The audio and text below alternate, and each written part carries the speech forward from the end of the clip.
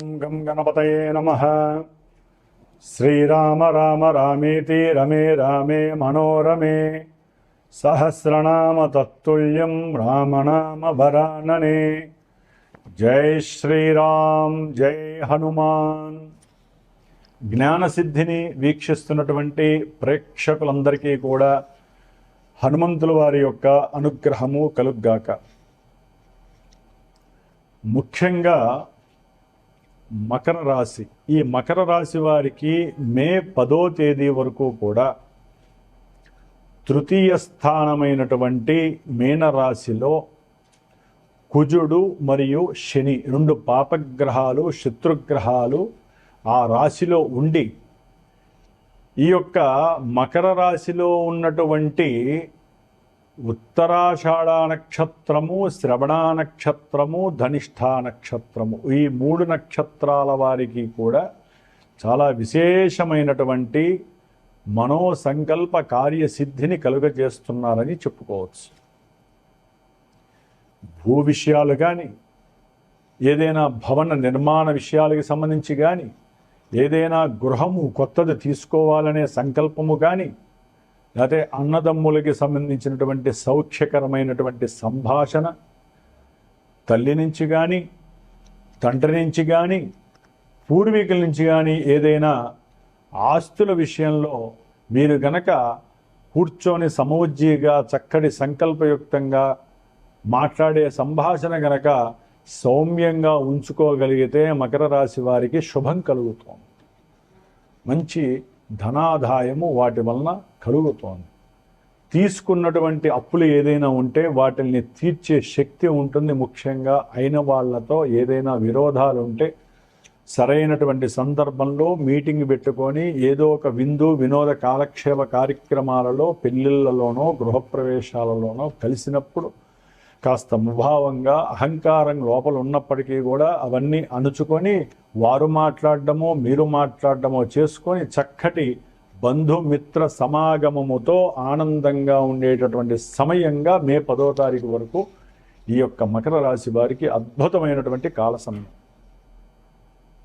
వీరి యొక్క ఆరోగ్యం పట్ల శ్రద్ధ వహిస్తారు. అనారోగ్యాన్ని పారద్రోలడానికి సరైనటువంటి డాక్టర్ని సంప్రదించటమో, సరైన వైద్యాన్ని స్వీకరించటమో, లేకపోతే వాళ్ళల్లో వాళ్లే నాకు ఈ రోగము తగ్గిపోతుంది, అట్లాగే నాకున్న శత్రువులందరూ తొలగిపోతారు, అందరూ మిత్రులుగానే ఉంటారు, నాకున్న రుణాలన్నీ తీరిపోతున్నాయి అని వాళ్ళకి వాళ్లే హీలింగ్ చేసుకోగలిగితే చక్కటి శక్తి వాళ్ళకి లభిస్తుంది. ఎందుకంటే శక్తి కారకుడైనటువంటి ధైర్యము, సాహసము, జ్ఞానము, ఉత్సాహము అన్నీ అంటే ఉద్రేకము, ఆవేశము, కోపము, అతి ఇవన్నీ ఉన్నటువంటి గ్రహానికే ధైర్యం, సాహసము, ఉన్నతమైనటువంటి జ్ఞాన లక్షణాలు, ఏ పనైనా సరే నేను చేయగలననేటువంటి సాహసకృత్య నైపుణ్యం ఇవన్నీ కూడా చేయగలిగినటువంటి గ్రహము కుజుడు. వీరి యొక్క జన్మ రాశ్యాధిపతి అయినటువంటి శని భగవానుడు కర్మకారకుడితో కలవడం ద్వారా అవన్నీ తీసే శక్తి మకర రాశి వారికి పుష్కలంగా లభిస్తుంది మే 10 వరకు కూడా. పెట్టుకున్నటువంటి ప్రతి ప్రయాణాల యందు సౌఖ్యకరమైనటువంటి ఆనందం కలుగుతుంది. బంధువులతో ప్రయాణం చేసేటప్పుడు జాగ్రత్తగా ఉండండి.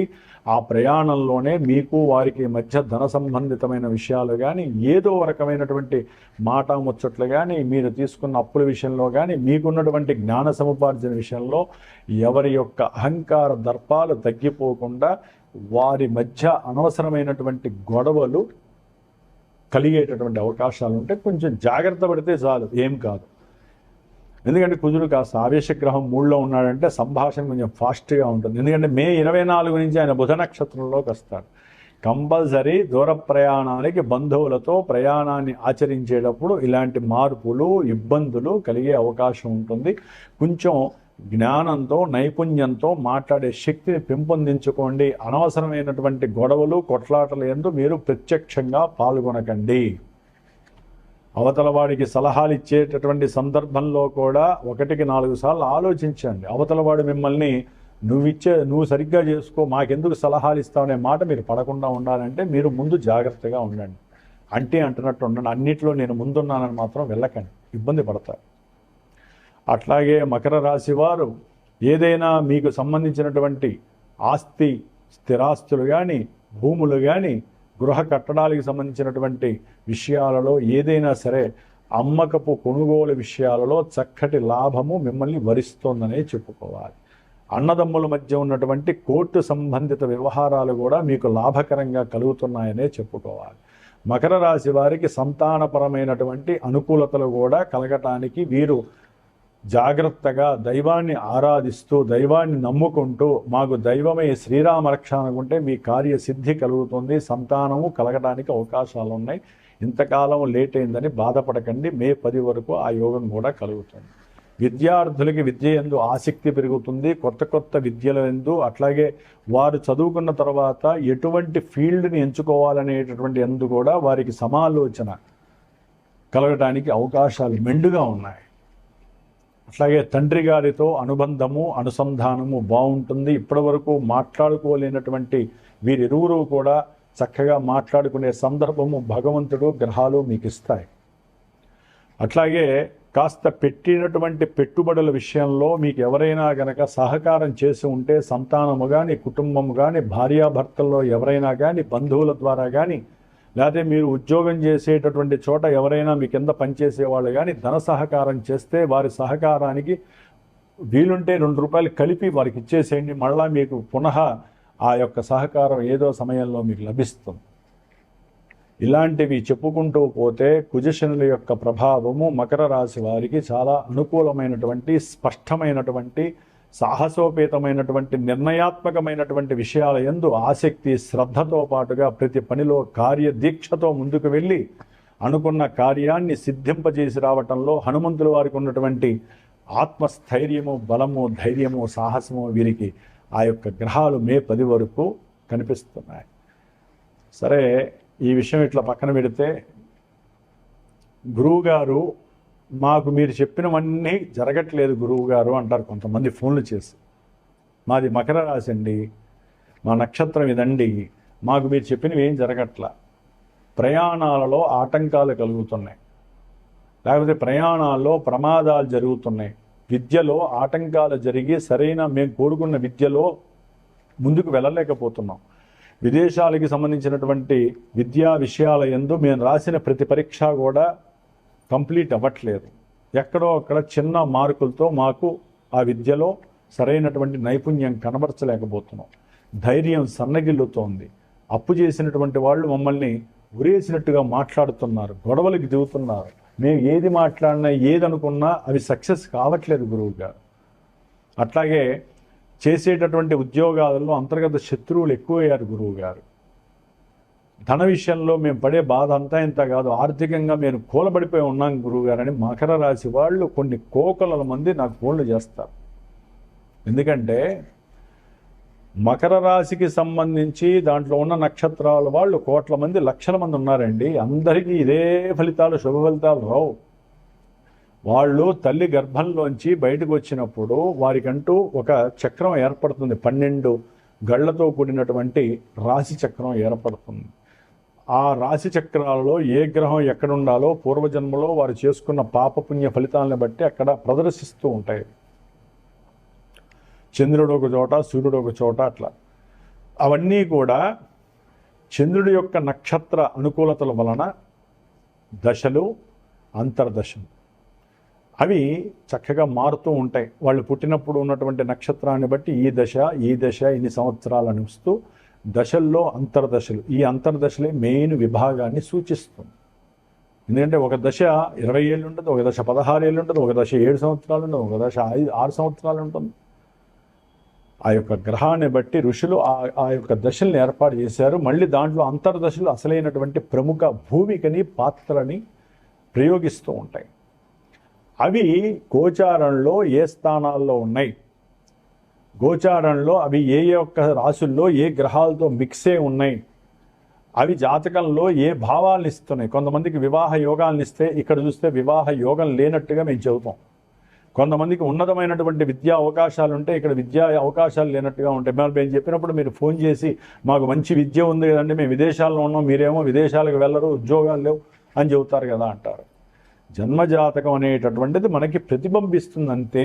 గోచారం అనేటటువంటిది మన మానసిక చర్యలని, మానసిక వికారాలని, మానసిక ఆందోళనని, ఆక్రోశాలని, బాధలని ఇలా ఎన్నో ప్రతిబింబిస్తూ అప్పుడప్పుడు జాతకంలో జరిగేటటువంటి దశలు అంతర్దశలు ఉత్సాహంగా ఆనందంగా ఉంటే ఇక్కడ చంద్రుడు మానసికంగా ఆనందోత్సాహాలలో శుభకార్యాల్లో పాల్గొంటూ వారు అనుకున్నవన్నీ కూడా అట్లా అయిపోయే శక్తిని దశలు ఇస్తాయి, గుర్తుపెట్టుకోండి.